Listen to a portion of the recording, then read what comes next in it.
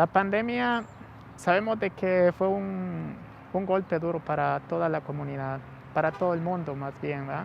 Porque esto ha sido general para todos. Se han perdido empleos, se han perdido pues muchas cosas materiales y la verdad pues lo material básicamente se recupera, ¿verdad?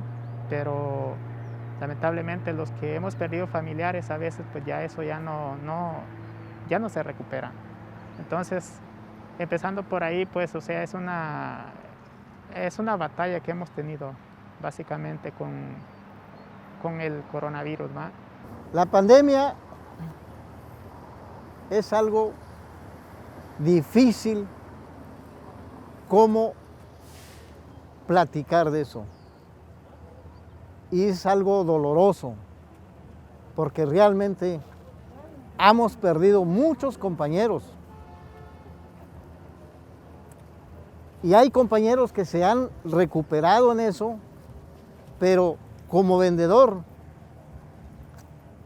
el gobierno, ni estatal, ni municipal, pues mucho menos federal, ¿verdad?, lo han ayudado. Entonces necesitamos más ayuda. Nosotros, nadie nos ha ayudado. Lo primero que dicen, si tienes seguro, tienes papeles, puedes. ¿No tienes? No puedes. ¿Cómo te podemos ayudar? En algo así, creo que sí tienen razón, pero no es fácil obtener un seguro, no es fácil obtener un documento que seamos legal acá. Pues nosotros básicamente paramos de trabajar completamente 5 meses y al regresar las ventas habían disminuido hasta un 80%, o sea, lo que vendíamos nos salía para comer, pero no para pagar una renta, no para pagar un bill. O sea, fue algo muy drástico.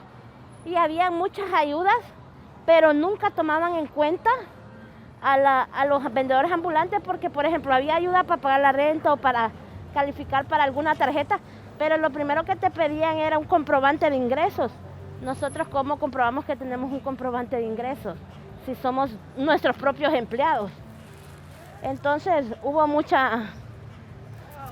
fuimos como una de las áreas olvidadas y estamos hablando que detrás de cada vendedor ambulante hay una familia atrás, hijos, hermanos que sobreviven de esto, renta que se paga de esto, y fuimos una de las áreas olvidadas dentro de esta pandemia.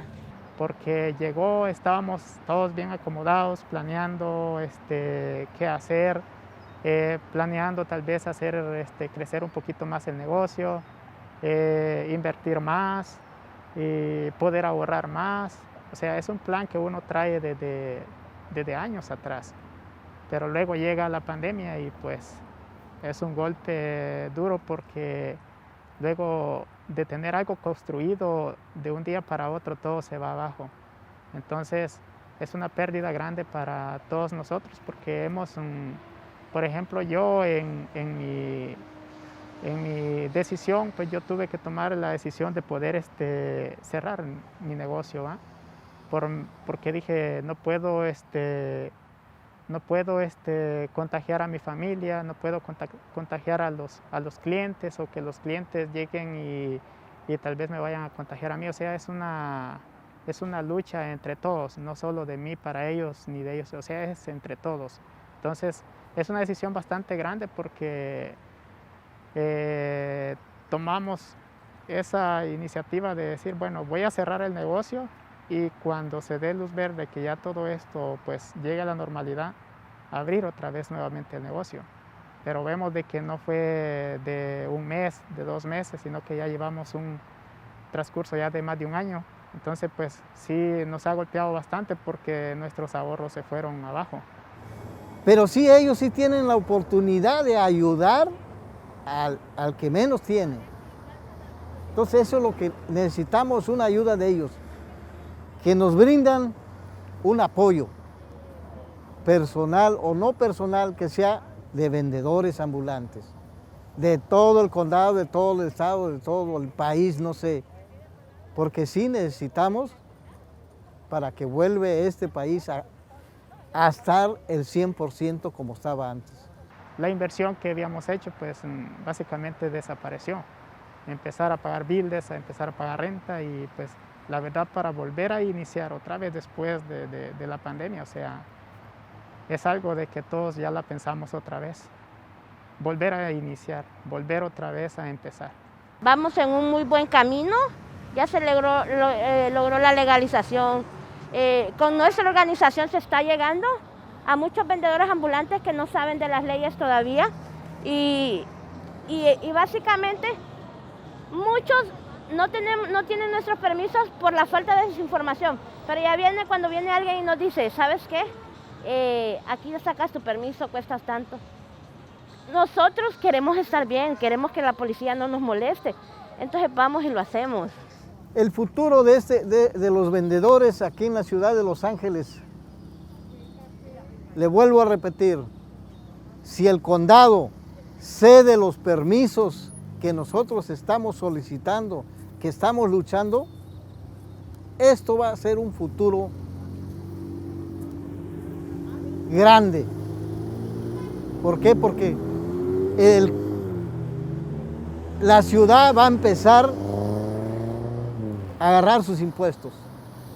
Y nosotros como vendedor, no hablo nada más de mí, hablo de todos los vendedores, ellos están dispuestos a pagar sus impuestos. Porque queremos que al pagar nuestros impuestos sean reconocidos, que ya últimamente nos están reconociendo. ¿Por qué? Porque ya hay una ley que nos ampara. Antes no teníamos esa ley que nos amparara. En cambio ahora sí tenemos una ley que nos ampara. Pero vuelvo a repetir, que no nos lo quiten, porque si nos lo quitan, pues realmente nos están corriendo de este país. Y nosotros no queremos irnos de este país porque aquí tenemos hijos. Nuestros hijos es el futuro de este país. Lo único que le pedimos al gobierno, mejores escuelas, mejores maestros, mejores guías para que nuestros hijos no anden en la calle, que se dedican en algo mejor, que sea bien personal y bien para este país.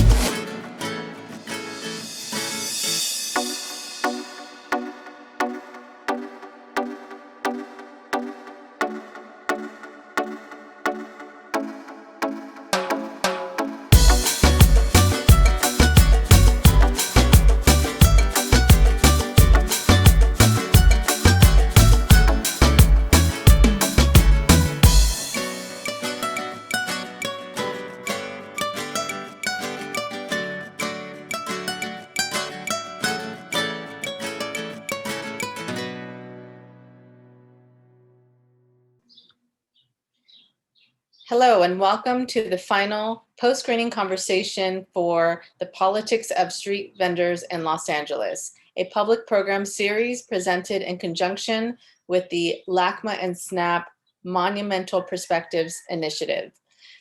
I am Chela Montoya, the Assistant Vice President of Adult Education and Public Programs at LACMA, and I'm here with our featured artist, Ruben Ochoa, as well as the Executive Director for Inclusive Action, Rudy Espinosa. So I wanted to dive right into conversation. We just saw the last episode of the series and just wanted to get a better perspective on this type of work that Ruben is so core to your practice. So my first question here is, if each of you can share how you feel this collaboration between LACMA, SNAP, and Inclusive Action for the City is unique and important. And let's start with Ruben. Why do you feel like this kind of work is unique? Hi, thank you, Cello. Thank you, everyone. Hi, Rudy. How's it going?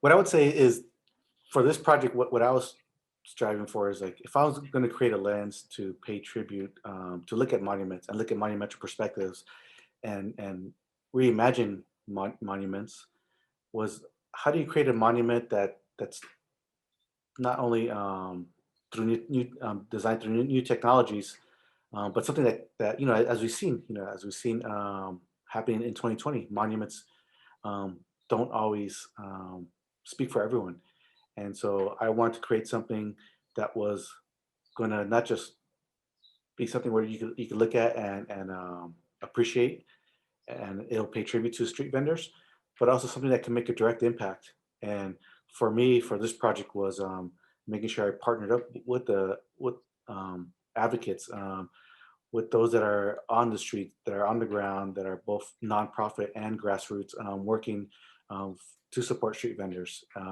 And in that process, I think a beautiful partnership formulated, both with me, Inclusive Action for the City, with Rudy Espinoza, Community Power Collective with Sergio Jimenez. And in the middle of all that, on bookend, like, we got the community partners, but then we also have Snap Inc. and Snapchat, and we have LACMA. And hopefully, for me, as my practice, I always saw it as a way to bridge and connect, had this interconnection with different disparate people, organizations, and people.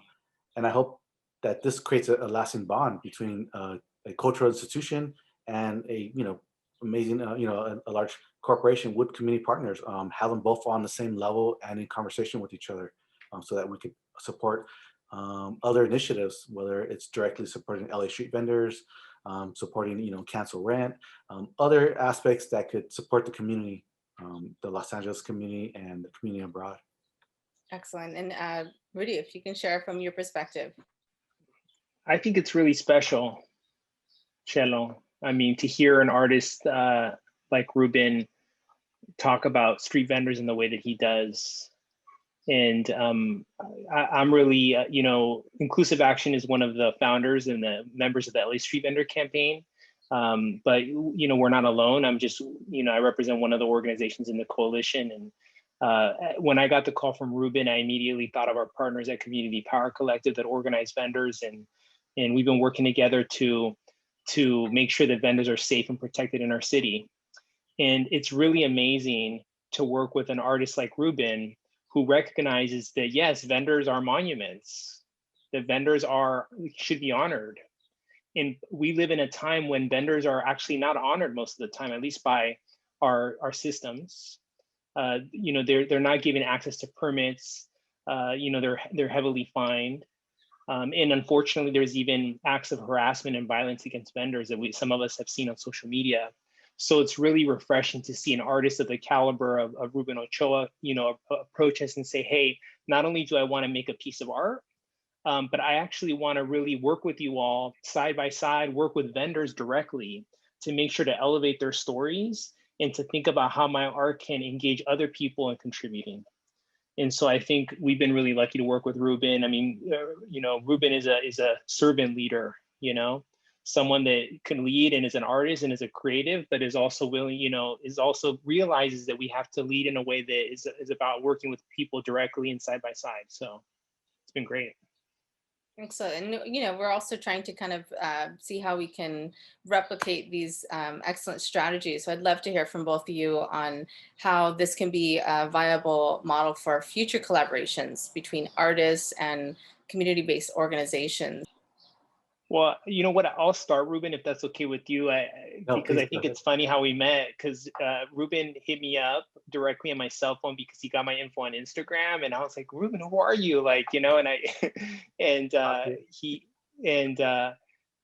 the campaign over the years, we've been working on this for over a decade. We've had various people approach us, and sometimes people say, hey, we want to help vendors. And they may pop in and then they realize, hey, this is actually hard work, and they're not consistent, and then they walk away.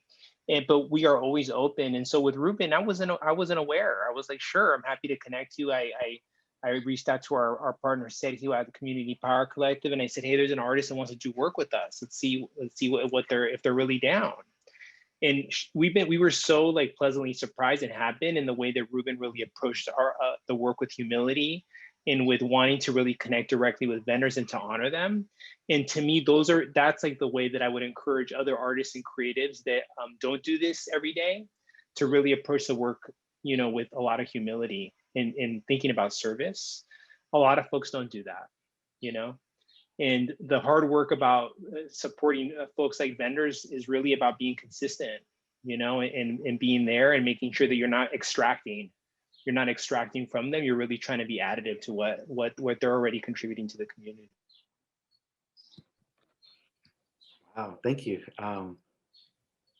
So Ruben, yeah, from your perspective, I mean, you've, I think this is something that you tend to gravitate towards that humility and engagement and really intentional, you know, engagement. So how do you approach it? What do you think are the best strategies that you've encountered in your practice? To do work and to do activism, you know, it does take a lot of work. It is a lot of it's you know, it's like raising a child. It's like it doesn't stop. It's just constant. It's just there. You have to be present. You have to be consistent. I wouldn't claim to be on that level of like let's say Rudy or Sergio on the day-to-day activism. You know, my activism days were, you know, out of college, community college, working with you know, student movements, creating own student organizations. And then from there, that shifted to working with other artists and collectives and creating ideally creating a cohort that would grow together and exhibit together, and, you know, pretty much like, let's take on the world, let's take on this art world. This art world is not made for artists of color. Let's do this.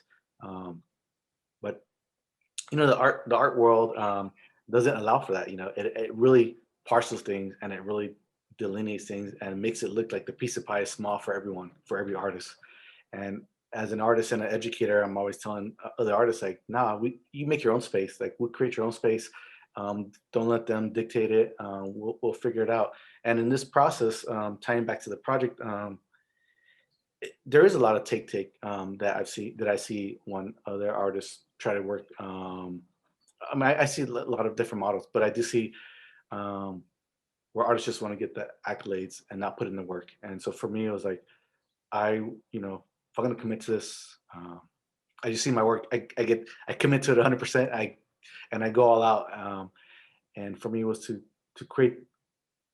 not just reach out to the organization, but also to partner up with them and ask how I can help. And one of the things that both Sergio and Rudy were telling me was like, what vendors need now is not only do they need the support and the narrative changed, is they also need cash money. They need money to support them because of the pandemic and because of a lot of the vendors, you know, the immigrants are not getting a stimulus check. And so I was like, okay, I'll create this lens. We write the narrative. Hopefully with the lens, we could at least try to address that. They need to know their rights, where to get permits, and the rules and regulations of street vending. So I was like, okay, I'll work with LACMA and design a website, which the website could be a twofold. It could be a tool for vendors, so vendors could access it. And then I wanted to create then additions. I was like, well, if cash card, if there's the emergency street vendor fund is $400, why can't I make an addition that translates directly to $400? You buy an addition that goes straight to support a vendor and their family. And so that's what I did. Make this about as supportive as possible. Put them front and center, and then with the docu-series, interviewing vendors, getting their voices, hearing their voices directly. Yeah, so this project has really gone above and beyond what we could all have imagined when we started to, you know, when you started to make this monument. You created all these layers, and, you know, again, that's, you know, integral to your practice of, you know, just immersing into the project. But in this case, you've yielded, you know, exponential results that benefit not only, you know, vendors, it benefits those who become aware of the situation, because we can all be a little bit more mindful. Yeah, I think the project, I think there's a lot of good, amazing momentum and a lot of support, which is pretty awesome. There's been a lot of direct support, both in the editions that I've been producing, but also just in support of the storytelling. Amazing. And Rudy, from your perspective, what are some of the outcomes that you've seen manifest in regards to the work that you're doing? How else has it positively impacted your organization? Well, I think that, one of the things we've been working on the pandemic, it's really two fronts. The first front is that we've been advocating for better policies that protect vendors. We're asking right now with the city to push for a grace period where there isn't any citations of vendors, so vendors have an opportunity to get their permits after the pandemic. We're asking for more investment in education and outreach. And so the political work is ongoing, the advocacy work is ongoing, and this helps with that, right? It helps mobilize the public to think, hey, vendors, we should honor them. We should make sure that they're safe and that they're valued in our community. And the second piece is the resources. Vendors, a lot of vendors didn't work during the pandemic. And so the Street Vendor Emergency Fund, that is a partnership between Inclusive Action, Community Power Collective, and Public Council and ELAC. We've been raising money all this time. And so it's been really cool to work with Ruben and P and the team at LACMA, and then with SNAP support to really raise more resources for this. And just to think about like the numbers that Ruben just shared, that's 200, 300 street vendors that will get some cash that they may need it to take care of their families or to pay their rent or to take care of some bills. And it's not enough, but it's something that's meaningful. And we have a long wait list of people. I was talking to Ruben earlier, and it's like we have a lot of people that are waiting. There's thousands, there's up to 50,000 street vendors in LA. So there's a lot of vendors that need support. But one thing that I wanted to know, just hearing Ruben talk about the different connections that he made through this project, is I'm asking myself, like, who does this? Like, he didn't have to open the doors. LACMA didn't have to open the doors in this way. SNAP didn't have to step up in the way that they did. Like, it's really cool. I think that one of the outcomes that I'm seeing is that people are inspired by this in the work. Some people are saying, how do I step up in that way? I hope that they're seeing, man, I want to be like Ruben. How do I support? How do I contribute? I saw that poster on the street. That's amazing. How can I help with that?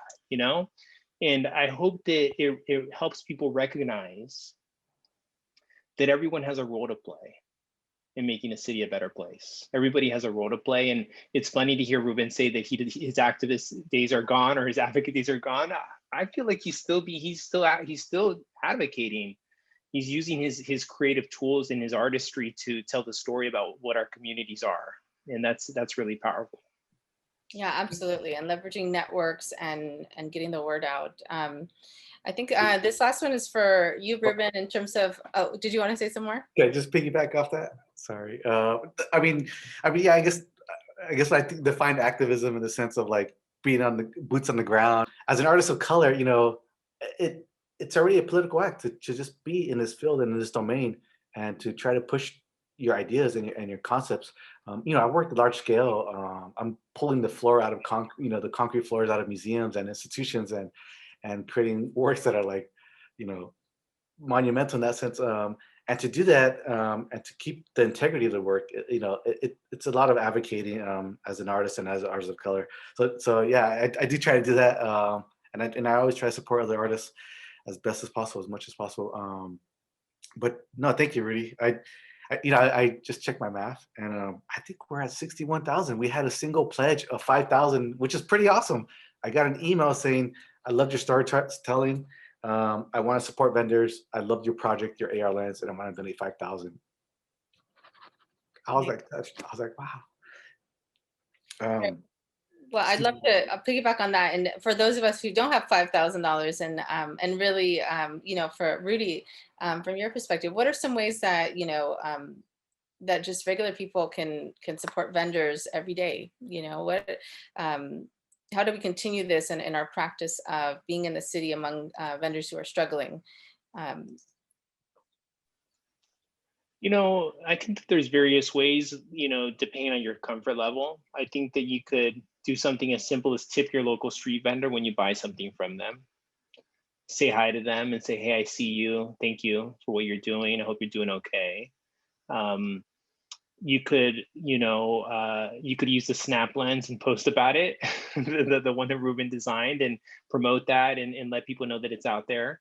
I think that, if folks really wanted to get more involved, There's things that you can do, just especially if you live in the city of LA or in the county of LA, to get involved and tell your leaders, hey, we want to make sure that there's really good systems for our street vendors because they matter.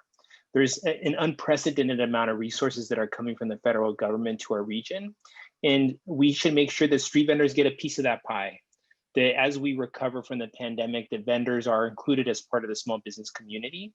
And so I think every person that lives here has an opportunity to call someone and say, hey, supervisor, council member, or mayor, I want to make sure that you're considering street vendors. I'm inspired by this work that's happening. Have you seen this? What are we doing to help vendors? You know, and so if you're not sure how to do that, you could hit me up at Inclusive Action, or like the LA Street Vendor Campaign Facebook page. Sometimes we post things up on there, and shoot us a message, and we'll help guide you. Excellent. And the last question would be for Ruben. And, just want to say once again, Ruben, thank you so much for your generosity, just to honor the living, the street vendors in our communities. That in itself is, I think, very important. But you went above and beyond. You were supposed to make this virtual AR monument, and you made a website. You raised almost 61,000, or and that's climbing. Your generosity keeps growing and growing. And as an artist, we appreciate you and the work that you're doing. But tell us. Just how do you survive in this mode of generosity, and what makes it so rich for you to do this work? Oh man, how do I survive? I think you got to ask my home life. No, I'm kidding. Sorry. It's one, it's having my own support network too. My partner Cam and my children, they've been really supportive, and LACMA, you guys have been really amazingly supportive. Everyone from Rita, Michael Govin, Rita Gonzalez, Michael Govin, Cello, Delia Sophia, Jennifer Snow, Tomas and Alexander. Everyone at LACMA has been super supportive. And then I can't forget about Snap and Snapchat. Everyone's, Alex from Snapchat, Katie Bozzi, Gabs, Betsy, everyone from Sophia and Jonathan. Everyone's been super supportive. And my first meeting, I remember doing the project was our first initial meeting back in December. It was like 20 people on Zoom, and I was like, oh my goodness, this is a whole team, and everyone was like, we're here for you, and I was like, what? And we're gonna, tell us what you want to do. And I joke, I say we only did 25% of my vision, so let's, now that we got this 25%, let's do the next 75%, but no, everyone was there, and everyone was telling me like, just put it out there, tell us what we can do. And this thing, I did see it, like the lens actually became secondary.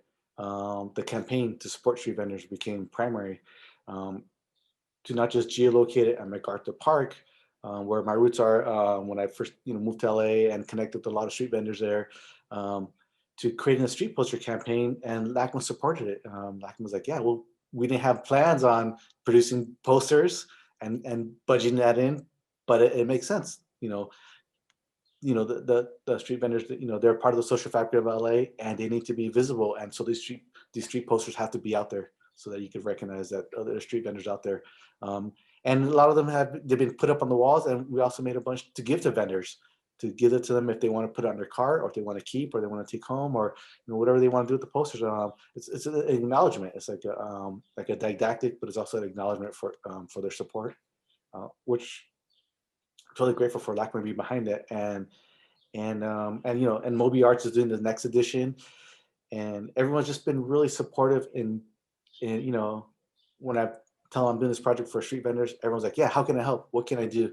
And the website, is another tool. Like, it talks about the project, but it's essentially a tool for vendors and a tool for the audience. If you want to go and learn how you can support everything Rudy's talking about, you can go there. There's direct links to Inclusive Action. There's direct links to Community Power Collective, and there's a direct link. Once you go to Inclusive Action, you can then also go to the GoFundMe and donate that way. Like, if you $400, it's still a lot of money. If you can't donate that way, then you could still, people were sheltering in place when we started this project, and there's still some people are. So if you're not going to go buy, something from a frutero or a paletero, and you can't give them a fat tip, then go to the GoFundMe page and drop, $5, $10, what you would have spent on tacos down the street or from a tamalero, or, any of the, any way to support, get the word out. And I don't know, I'm just giving shout outs to everyone, but everyone's been supportive. Everyone at Inclusive Action, Julie, Rudy, Marcos, and everyone at CPC as well. It's been really awesome. Amazing. Thank you once again. I wanted to just end with generosity and gratitude. Just thanking you for this work, important work. Definitely thank the Inclusive Action for the city, Sergio Jimenez, Rudy. Thank you for your important work in the community, and especially thanks to the vendors, and for all the different organizations who supported this initiative. To acknowledge Rita Gonzalez, the curator, Pete Galindo, the producer and organizer, with working closely with you on this project. And I can't wait to continue to engage in supporting this initiative. Thank you very much. Thank you, everyone. Bye.